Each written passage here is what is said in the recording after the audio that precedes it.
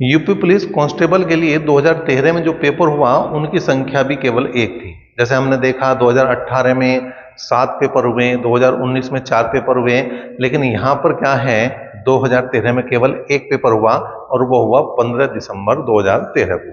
तो 15 दिसंबर 2013 को जो पेपर हुआ उसमें मैथ के क्वेश्चन आए 40।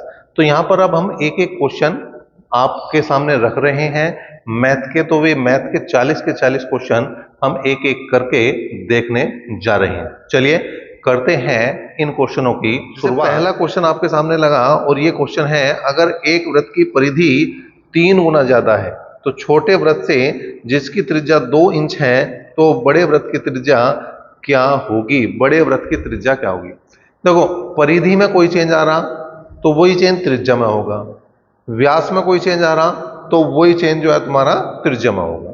तो अगर वो परिधि को 3 गुना कर रहा है, अगर वो परिधि को 3 गुना कर रहा तो त्रिज्या भी कितनी हो जाएगी भैया? 3 गुना हो जाएगी। तो 2 की गुणा 3 में कर दो तो जो 6 इंच इसका डायरेक्ट उत्तर आ जाएगा। इस बात का ध्यान रखना, परिधि, व्यास और त्रिज्या, इनमें किसी में भी एक चेंज आ रहा, किसी में भी कोई परिवर्तन हो रहा है तो वो परिवर्तन सारों में है, ना कि सपोज करो परिधि में करा तो त्रिज्या में कोई परिवर्तन है, व्यास में कोई परिवर्तन है। व्यास में कोई परिवर्तन हुआ मतलब व्यास को उसने 2 गुना कर दिया तो परिधि अपने आप 2 गुनी हो जाएगी, त्रिज्या अपने आप 2 गुनी हो जाएगी। त्रिज्या को उसने 5 गुना कर दिया तो परिधि भी अपने आप 5 गुनी हो जाएगी और व्यास भी अपने आप 5 गुना हो जाएगा। ठीक है, अब आया इसमें क्वेश्चन नंबर 121। 120 एक रीजनिंग का क्वेश्चन है, वो हमने छोड़ दिया। मैथ के क्वेश्चनों की बात कर रहे हैं क्योंकि हम यहाँ पे, अगर 70 व्यक्ति 98 मीटर लंबी दीवार को 6 दिन में बनाते हैं तो 40 व्यक्ति 12 दिन में कितने मीटर लंबी दीवार बनाएंगे? तो देखो यहाँ पे लगाओगे MDH बटे WR, MDH बटे WR, ये आ गया M1D1 H1 W1 R1, M2 D2 R2 S2 और W2 और R2। M का मान यहाँ पर कितना दे रखा है? M का मान दे रखा 70 व्यक्ति है, 6 दिन है, D का मान मतलब 6 है, घंटे है नहीं इसमें तो जबरदस्ती नहीं करनी, घंटे हमें रखने। W में जाएगा, यो 98 मीटर लंबी जो दीवार बन रही है W में जाएगा, काम है। अब 40 आदमी हैं, दिन 12 हैं और कितना काम करेंगे, कितने मीटर लंबी दीवार बनेगी वो यहाँ देखेंगे। 1 0 से 1 0 गई भाई, 6 दूनी 12, 6 दूनी 12, यहां से काट दिया 14 7 98। तो W2 की बात करें तो क्या होगा? 14 की गुणा 4 में और गुणा 2 में हो, तो 14 की गुणा हम डायरेक्ट कर दे 4 दूनी 8 में, 14 8 112, 112 मीटर लंबी ये दीवार जो है वो बननी है। क्वेश्चन नंबर 122 की बात करें, क्या है? एक दुकानदार 1 किलोग्राम चाय के क्रय मूल्य के बराबर 950 ग्राम चाय बेचता है, लाभ प्रतिशत हमें ज्ञात करना है। देखो, वो जो लाभ ले रहा है वो लाभ ले रहा है 50 ग्राम, वो लाभ ले रहा 50 ग्राम का मतलब जहां उसे 1 किलो तोलना था, मतलब जहां पे उसे 1000 ग्राम तोलना था वहां तोल रहा वो 950 ग्राम, तो लाभ हुआ उसका 50 ग्राम का। ठीक है, तो ये तो हो जाएगा लाभ प्रतिशत के बराबर, ये तो हो जाएगा लाभ प्रतिशत के बराबर। अब तोल कितना रहा? 950 ग्राम, ये हो गया इसका क्रय मूल्य, और क्रय मूल्य क्या होगा? 100% के बराबर, क्रय मूल्य होगा 100% के बराबर। 1 0 से 1 0 गई, ठीक, 5 से काटा हमने, 19 बार कटा, तो लाभ जो आ जाएगा, जो लाभ आ जाएगा वो आ जाएगा ये 100 बटे 19, 19 पंजे 95, 5 सही 5 बटे 19% का इस क्वेश्चन में लाभ होगा, जो ऑप्शन नंबर बी में है। अब क्वेश्चन नंबर 123 की बात करें, 2 रुपये 50 पैसे प्रति पेंसिल की दर से पेंसिल बेचने पर विनोद को 110 रुपए का लाभ होता है। 1 रुपये 75 पैसे की दर से बेचने पर 55 रुपए की हानि होती है। विनोद के पास कितनी पेंसिल थी? तो हमें क्या निकालना? पेंसिलों की संख्या, हमें कुल संख्या चाहिए पेंसिलों की, हमें कुल संख्या चाहिए पेंसिलों की। तो यहाँ पे क्या करेंगे हम, यहाँ पे क्या करेंगे, यहाँ पे हम जो देखेंगे कि जो एक पेंसिल पर अंतर आ रहा, एक पेंसिल के विक्रय मूल्य में अंतर आ रहा, वो कितने का आ रहा? एक तरफ तो 2.5 रुपए में बेच रहा, एक तरफ जो 1 रुपये 75 पैसे में बेच रहा, तो जो अंतर आ गया वो 75 पैसे का आ गया, जो अंतर आ गया वो 75 पैसे का आ गया। ठीक है, तो 75 पैसे का अंतर तो एक पेंसिल पे। अब टोटल अंतर कितना आ रहा? टोटल जो अंतर आ रहा पहला होता है उसे 110 रुपए का लाभ और 55 रुपए की हानि। तो जब दोनों अलग अलग चीज है तो जोड़ दो, 110 में 55 जोड़ दो 165 हो गया, और गुणा कर दो यहाँ पे 100 पॉइंट हटाने के लिए। अब देखो यहाँ 25 या 75, 25 चौका 100, 3 से काटा 3 पंजे 15, 3 पंजे 15, और 55 चौका हो गए 220। तो यहाँ पे जो इसके पास टोटल पेंसिल थी वो 220 पेंसिल। क्वेश्चन नंबर 124 की बात करें भाई, क्या है, एक स्कूटर का मूल्य 50,000 रुपए है, हर वर्ष इसके मूल्य में 12% की कमी आती है, 2 वर्ष बाद इसका मूल्य क्या है? 2 वर्ष बाद, 2 वर्ष बाद मूल्य, 2 वर्ष बाद मूल्य कितना होगा? अब देखो फिलहाल जो है इसका मूल्य 50,000 रुपए है। एक साल में 12% की कमी हुई, इसका मतलब ये आया 88/100।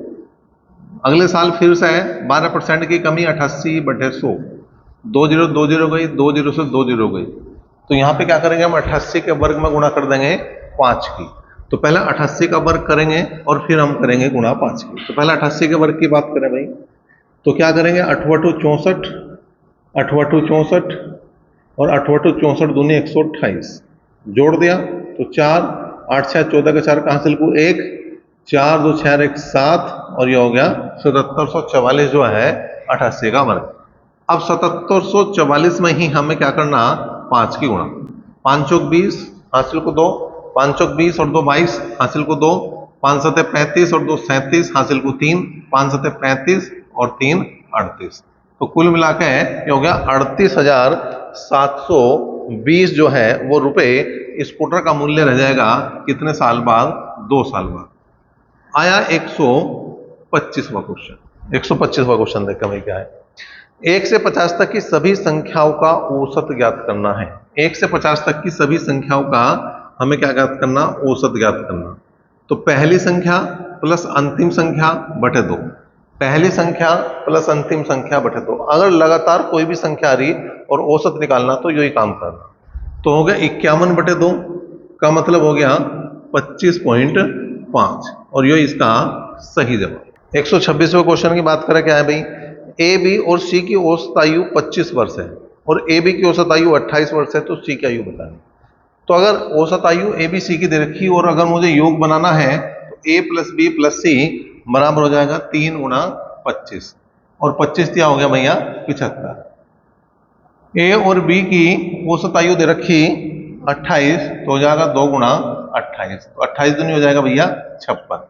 तो कुल मिलाकर अगर मैं घटा दूं, कुल मिलाकर अगर मैं घटा दूं तो ये कैंसिल हुआ, ये बचा सी, और ये हो गया 15 में से 6 गए 9, 15 में से 6 गए 9, और 6 में से 5 गए 1, तो इसकी आ जाएगी भैया 19 वर्ष।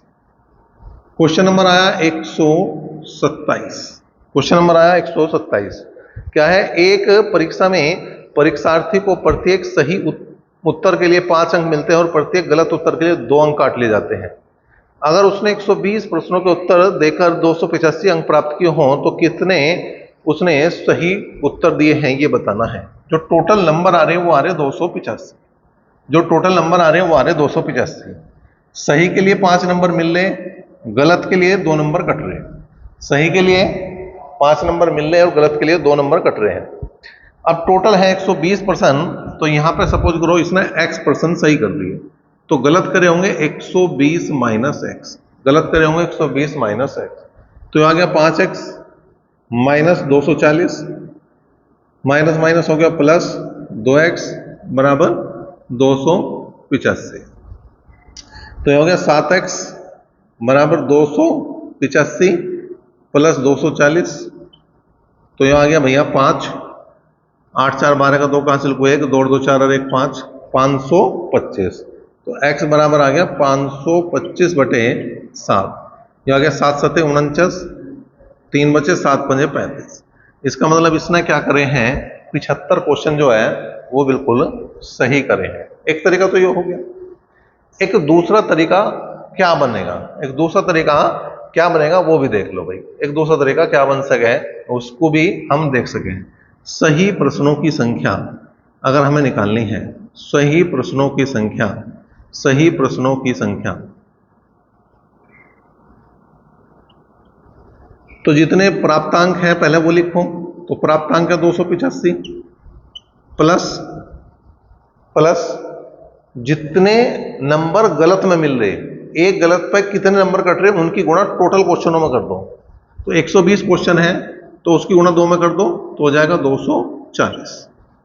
240 और बटे में एक सही पे मिलने वाले प्रश्न के नंबर और एक गलत पे मिलने वाले प्रश्नों के नंबरों का योग।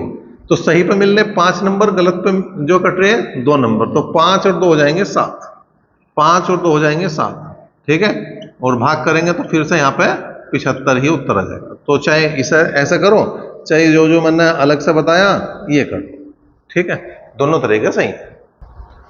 क्वेश्चन नंबर 128 की अगर हम बात करें तो बहुत ही आसान सा क्वेश्चन है। 589 प्लस 187 घात 2 माइनस 589 माइनस 187 घात 2 बटे 589 गुणा 187। तो इसके लिए याद रखना कि a प्लस बी का whole square minus a minus B का होल स्क्वायर बटे ए बी आ रहा है तो उसका डायरेक्ट उत्तर 4। तो इसमें उत्तर इसका 4 ही आ रहा, जिसे कोई हल करने की जरूरत नहीं है। दूसरा एक तो जो याद रखना, इसका भैया भी आ जा। इसका भैया क्या है कि a प्लस बी का whole square plus a minus B का होल स्क्वायर बटे a square plus B square आ रहा, तो उस टाइम उसका उत्तर आ जाएगा 2। तो चाहे ये आ रहा चाहे ये आ रहा, दोनों को तुम आराम से कर सकते हो। ये 4 उत्तर बताएगा और दूसरा जो है 2 उत्तर बताएगा। क्वेश्चन नंबर 129 की बात करें, 4 अंकों की वह बड़ी से बड़ी संख्या ज्ञात करो जिसे 18, 21 और 24 से भाग देने पर प्रत्येक दशा में 7 शेष बचे। तो पहला काम करेंगे हम 18, 21 और 24 का एलसीएम लेंगे। तो हमने किससे भाग करा भैया है 3 से। 3 छंग 18, 3 सते 21, 3 अठे 24, फिर 2 से भाग कर दिया, 2 तिया 6 और 2 चौक 8, ठीक। एलसीएम की बात करी, एलसीएम की बात करी तो 3 दूनी 6, 6 तिया 18 और 18 चौक 72 और 72 की गुणा 7 में कर दो। तो 7 दूनी 14 का 4 कहाँ हासिल को 1, 7 7 49 और 1 50। इसका मतलब कितना आ गया, इसका लेस है 504। अब 4 अंकों की जो बड़ी से बड़ी संख्या उसकी बात करें, वो है 4 बार हम क्या लिख देंगे 9 9 9 लिख देंगे। इसे भाग करो 504 से, इसे भाग करो 504 से। तो कितनी बार, पहले एक बार ही चला दिया हमने, कितने बच गए भाई 5 9 4। अब 9 बार चला देंगे, 9 चौक 36 और 9 पंजे 45। तो बच गए यहाँ पे 3, यहाँ पे बचे 2 और यहाँ पे बचे 4, ठीक है। 423 को हम इसमें से माइनस कर देंगे, 423 को हम इसमें से माइनस कर देंगे। माइनस करें, यहाँ पे बचा 6, यहाँ पाया 7, यहाँ पाया 5 और यहाँ पाया 9। तो संख्या यो जो बनेगी, अगर हम यो कहें कि वो संख्या जो 18, 21 और 24 से विभाजित होती है और 4 अंकों की संख्या हो तो 9576 है। लेकिन उसने क्या कहा 7 शेष भी बचे, तो जो 7 शेष बच रहा है इसे 7 को जोड़ दो, 7 6 13, ठीक है। तो ये आ जाएगा 9583। इस क्वेश्चन का सही जवाब बनेगा जो option number B. Question number 130 की बात करें, क्या है, एक नाव धारा की दिशा में 8 किलोमीटर की दूरी 1 घंटे में तय करती है। मतलब धारा की दिशा में उसकी चाल जो हो जाएगी 8 किलोमीटर प्रति घंटा हो जाएगी, क्योंकि जो चाल हुआ है वो 1 घंटे में चली गई दूरी हो गई। धारा के विपरीत 2 किलोमीटर की दूरी 1 घंटे में तय करती है, इसका मतलब धारा के विपरीत उसकी चाल 2 किलोमीटर प्रति घंटा हो जाएगी। धारा की गति क्या है। अब देखो ऐसे क्वेश्चन में या तो वो धारा की गति पूछेगा या वो नाव की गति पूछेगा। अगर धारा की गति पूछ रहा तो दोनों का अंतर बटे 2 करना, अगर धारा की गति पूछ रहा दोनों को घटा के बटे 2 करना, और अगर नाव की गति पूछ रहा दोनों को जोड़ के बटे 2 करना, अगर नाव की गति पूछ रहा दोनों को जोड़ के बटे 2 करना। यहाँ धारा की बात कर रहा तो 8 में से 2 घटा दो। अब ये दूरी नहीं है 8 और 2, ये चाल है 8 किलोमीटर प्रति घंटा और 2 किलोमीटर प्रति घंटा, और बटे 2 कर दो। तो 6 बटे 2 का मतलब हो गया 3 किलोमीटर प्रति घंटा। इसके बाद आया क्वेश्चन नंबर 131। एक ही लाइन का क्वेश्चन आया, देखो कितना आसान सा क्वेश्चन आया। तो ऐसा नहीं कि हार्ड ही क्वेश्चन आवे पेपर में, बहुत बहुत आसान क्वेश्चन भी तुम्हें देखने को मिलेंगे। 131वां क्वेश्चन अगर मैं बात करूं, क्या है, 360 मीटर लंबी रेलगाड़ी अपने समान लंबाई वाले प्लेटफॉर्म को पार करने में 36 सेकंड लेती है। रेलगाड़ी की चाल बतानी, रेलगाड़ी की चाल बतानी। चाल बराबर हो गया दूरी बटे समय, चाल बराबर हो गया दूरी बटे समय। अब दूरी जो है, जब वो किसी प्लेटफॉर्म को पार कर रही तो अपनी लंबाई अपनी लंबाई प्लस प्लेटफार्म की लंबाई, दोनों की लंबाई के बराबर दूरी तय। अपनी लंबाई उसकी 360 है और उसने कहा समान लंबाई का प्लेटफार्म है, तो प्लेटफार्म की लंबाई भी 360 है और बटे हो गया कितना, जो समय है। और समय कितना है, समय है यहाँ पे 36 सेकंड, समय है यहाँ 36 सेकंड। तो 36 36 72 मतलब 720 बटे 36 और 36 दूनी 72 मतलब कुल मिलाकर यहाँ पे जो चाल आओगी वो 20 मीटर प्रति सेकंड आ जाएगी। जो चाल आओगी वो 20 मीटर प्रति सेकंड यहाँ पे इसकी चाल बन जाएगी। क्वेश्चन नंबर 132 भी देखो भाई क्या है। 250 मीटर लंबी रेलगाड़ी ट्रैक के किनारे खड़े एक व्यक्ति को 15 सेकंड में पार करती है। रेलगाड़ी की गति, यहाँ पे रेलगाड़ी की चाल बतानी, गति बतानी, चाल कह दो गति कह दो, बात एक ही है। तो चाल बराबर दूरी बटे समय, चाल बराबर दूरी बटे समय। तो जब रेलगाड़ी किसी खंभे को पार कर रही हो, किसी व्यक्ति को पार कर रही हो या किसी खंभे को पार कर रही हो, तो वो अपनी लंबाई के बराबर दूरी तय करती है। अपनी लंबाई के बराबर दूरी तय करती है, इसका मतलब 250 तो ऊपर लिखेंगे और समय दे रखा है इसने 15, तो 15 से कर देंगे हम भाग, 15 से हम भाग कर देंगे। और ये जो चाल दे रखी है इसने जितनी भी दे रखी वो किलोमीटर प्रति घंटे में दे रखी। अच्छा 131 में भी किलोमीटर प्रति घंटे में दे रखी, तो 20 गुणा 18/5 करना पड़ेगा। तो 5 चौक 20, 18 चौक 72 किलोमीटर प्रति घंटा इसका उत्तर बनेगा। और यहाँ पे भी यही कर दो 18/5, 18/5 यहाँ पे भी कर दो। तो 5 से काट दो 50 बार कटा, 5 से काटो 5 तिया 15, 5 से काटो 10 बार कटा, 3 से काटो 3 छंग 18, तो कुल मिलाकर आ गया 60 किलोमीटर प्रति घंटा, 60 किलोमीटर प्रति घंटा। भाई इस बात को नोट कर लो तुम, इस बात को नोट कर लो क्या, कि अगर मीटर पर सेकंड को, मीटर प्रति सेकंड को, मीटर प्रति सेकंड को किलोमीटर प्रति घंटे में बदलना हो तो 18/5 से गुणा कर देंगे तो आ जाएगा किलोमीटर प्रति घंटा, किलोमीटर प्रति घंटा। दूसरी बात, अगर किलोमीटर प्रति घंटे को, किलोमीटर प्रति घंटे को मीटर पर सेकंड बदलना हो तो 5/18 से गुणा कर देंगे, तो वो जो बदल जाती है वो किस में बदल जाती है, मीटर प्रति सेकंड में बदल जाती है। और इन दोनों में ही हमें जरूरत पड़ी इन चीजों की, कि यहाँ भी 18/5 से गुणा करके किलोमीटर प्रति घंटे में बदलना पड़ा और यहाँ पे भी 18/5 से गुणा करके हमें किलोमीटर प्रति घंटे में बदलना पड़ा। नंबर 133 की बात करें, क्या है भाई, धातु की दो गोलाकार गेंदें ए और बी इस प्रकार हैं कि ए का व्यास बी के व्यास से दुगुना है, तो ए और बी के आयतनों का अनुपात बताना। अब मैंने पहले ही बात करी थी, अभी 2-3 क्वेश्चन पहले एक बात आई थी कि जो बदलाव परिधि में होगा वो त्रिज्या में होगा, जो बदलाव व्यास में होगा वो त्रिज्या में होगा, जो त्रिज्या में होगा वो ही बदलाव व्यास और परिधि में होगा। अब यहाँ इसने व्यास में कहा, इसका उसने कहा यो अगर 1 है तो ये 2 है। अब आयतन की बात कर रहा, तो आयतन की बात कर रहा तो कुछ नहीं करना, इसकी भी घात 3 लगा दो और इसकी भी घात 3 लगा दो, तो 2 दूनी 4 दूनी 8 अनुपात 1 की, तो कितनी भी घात लगे 1 ही लग जाता है। अब आ गया 134वां क्वेश्चन। 134वां क्वेश्चन क्या है, यदि 35 घोड़ों के लिए 270 किलोग्राम अनाज 21 दिन के लिए पर्याप्त है तो 28 घोड़ों के लिए 180 किलोग्राम अनाज कितने दिन के लिए पर्याप्त होगा, ये बताना। देखो जो मैन पावर हुआ है, ठीक है, वो आदमी हो, घोड़े हो, मशीन हो, सब एम में आवे, तो ये 35 घोड़े तो हो गए M1, D1 हो गए 21 दिन, ठीक है जी, और W1 जितना अनाज इन्होंने खाया 270, M2 28 है, D2 हमें निकालना है और W2 जो है वो 180 किलोग्राम है। मान रखो बस, यहाँ आ गया 35 गुणा 21 बटे 270, ये आ गया 28 गुणा D2 बटे 180, 0 से 0 गई, 9 तिया 27, 9 दूनी 18, 14 बार कट गया, 7 बार कट गया, 7 दूनी 14, 7 दूनी 14। तो यहाँ पे जो D का मान आएगा वो कितना आ जाएगा, 35/2।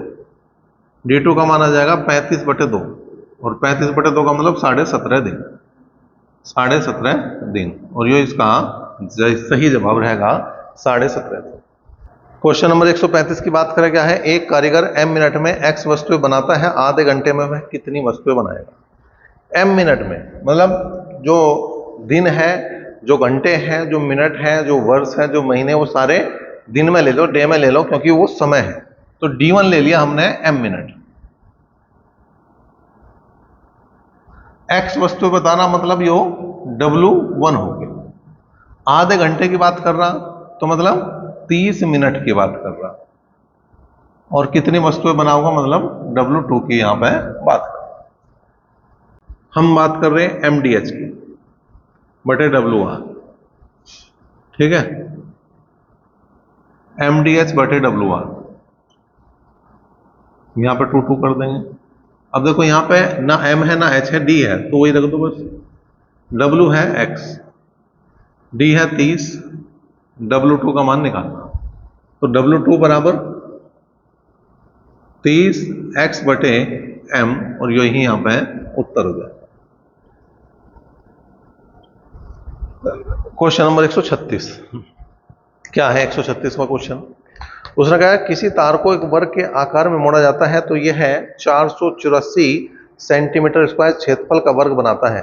अगर इसे वृत्त के आकार में मोड़ा गया तो वृत्त का क्षेत्रफल हमें बताना है।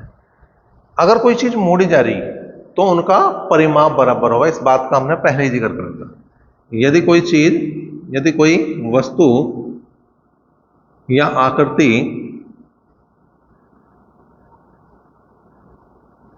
मोड़कर दूसरी वस्तु या आकृति बनाई जाए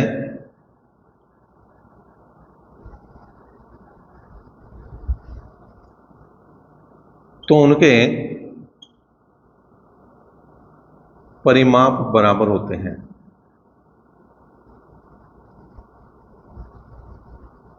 लेकिन अगर वो गला के बनाए जावे, ठीक है, तो उनके आयतन बराबर होगा। अब यहां पे जो दे रखा वर्ग के आकार में मोड़ा जाता है तो उसका क्षेत्रफल जो है 484 है, मतलब वर्ग का क्षेत्रफल दे रखा 484। वर्ग का क्षेत्रफल कितना हुआ है? भुजा स्क्वायर 484, 484 22 का वर्ग है। इसका मतलब ए का मान जो भुजा आ गई वो 22 आ गई। अब यहां पे परिमाप बराबर है, तो मतलब इसे मोड़ के बनाया वृत्त, तो वृत्त का परिमाप या परिधि बात एक ही होगा बराबर वर्ग का परिमाप। यहां हो गया कि वृत्त की परिधि कितना हुआ है? 2πr, और इसका परिमाप जो है वो 4 इंटू भुजा, 4 इंटू भुजा। अब 2 से काट दिया हमने, 2 बार कटा, पाई का मान 22/7 हो गए, इंटू आर बराबर 2 गुणा 22, 22 है 22 कट गया तो आर का मान आ गया 14, आर का मान आ गया 14। अब हमें चाहिए क्षेत्रफल, अब हमें चाहिए क्षेत्रफल किसका? वृत्त का, वृत्त का क्षेत्रफल चाहिए।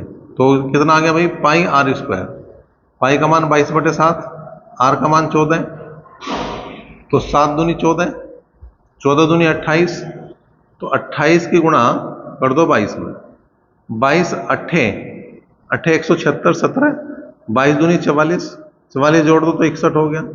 तो ये आ गया इसका क्षेत्रफल वर्ग सेंटीमीटर, 616 है वर्ग सेंटीमीटर इसका क्षेत्रफल। क्वेश्चन नंबर 137 की बात करें, क्या है? सीमा ने सेविंग बैंक खाते में 5,000 रुपए जमा किए, साधारण ब्याज पर 4% प्रति वर्ष जो दर है, तो 2.5 वर्ष बाद उसका मिश्रण क्या होगा? 2.5 वर्ष बाद मिश्रण क्या होगा? देखो दर है 4% और समय 2.5 है, 2.5 का मतलब 5/2, ठीक है, और परसेंटेज हटाना तो बटे में 100 लगा, बटे में 100 भी लगा दो।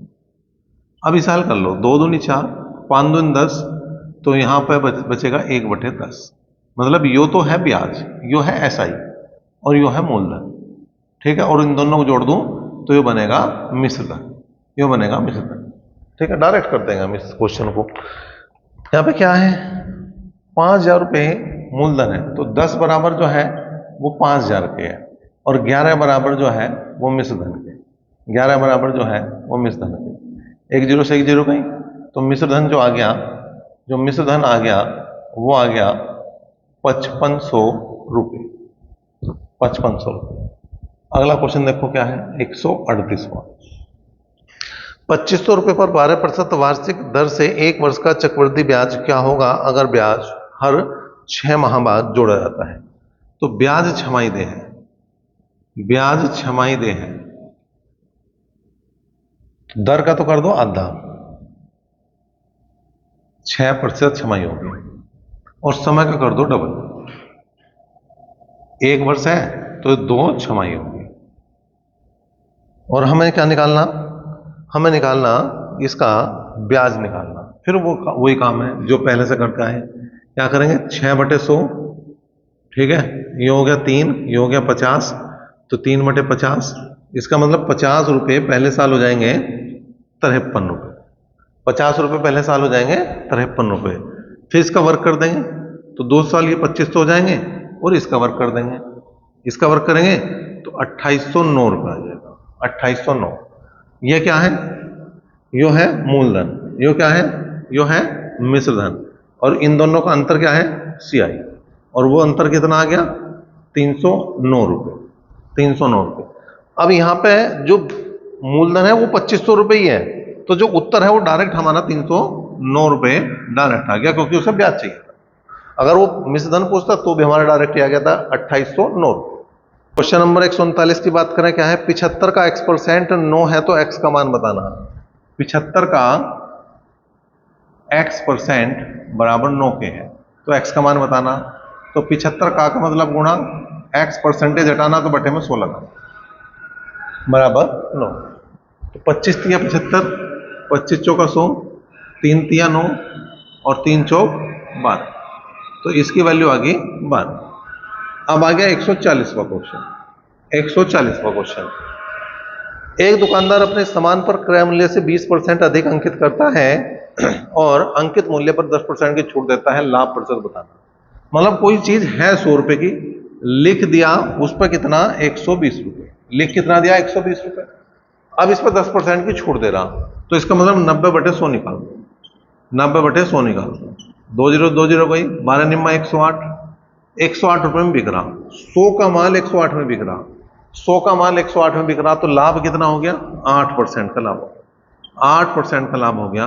और यही इस क्वेश्चन का जवाब होगा, यही इस क्वेश्चन का उत्तर होगा। तो इतना आसान सा क्वेश्चन भी आया है, लेकिन ये क्वेश्चन तो बहुत ही इंपॉर्टेंट है, लगभग कई बार देखने को मिलेगा इस टाइप का क्वेश्चन। तो इस तरीके को बिल्कुल तुम जो है सीख लो।